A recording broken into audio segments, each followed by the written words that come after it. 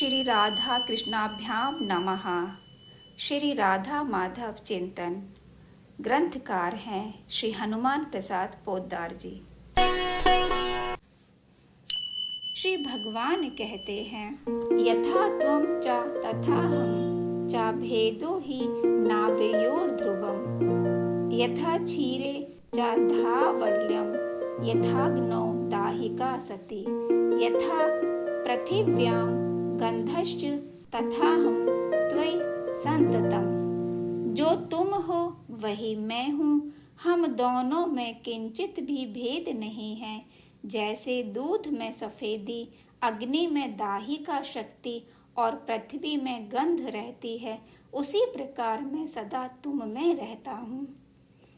अब रही श्री राधिका जी के विवाह की बात, सो इस रूप में इनका लौकिक विवाह कैसा, वृंदावन लीला ही लौकिक लीला नहीं है।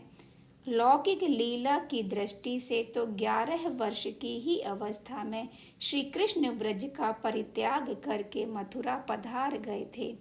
इतनी छोटी अवस्था में स्त्रियों के साथ प्रणय की बात ही कल्पना में नहीं आती और अलौकिक जगत में दोनों सर्वदा एक ही हैं।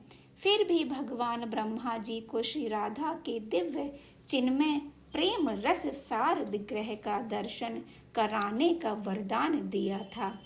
उसकी पूर्ति के लिए एकांत अरण्य में ब्रह्मा जी को श्री राधिका जी के दर्शन कराए और वहीं ब्रह्मा जी के द्वारा रसराज और महाभाव की विवाह लीला भी संपन्न हुई।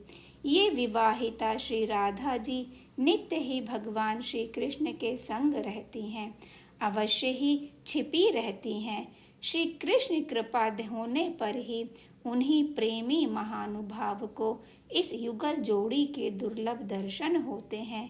श्रीमद् भागवत में श्री राधा का नाम प्रकट रूप में नहीं आया है, यह सत्य है, परंतु वह उसमें उसी प्रकार छिपा हुआ है जैसे शरीर में आत्मा, प्रेम रस सार चिंतामणि श्री राधा जी का अस्तित्व ही आनंद रस सार श्री कृष्ण की दिव्य प्रेम लीला को प्रकट करता है। जहाँ श्री कृष्ण है वहाँ श्री राधा नहीं है, यह कहना ही नहीं बनता। तार्किकों को नहीं, भक्तों को और शास्त्र के सामने सिर झुकाने वालों को तो भगवान के ये वाक्य सदा स्मरण रखने चाहिए।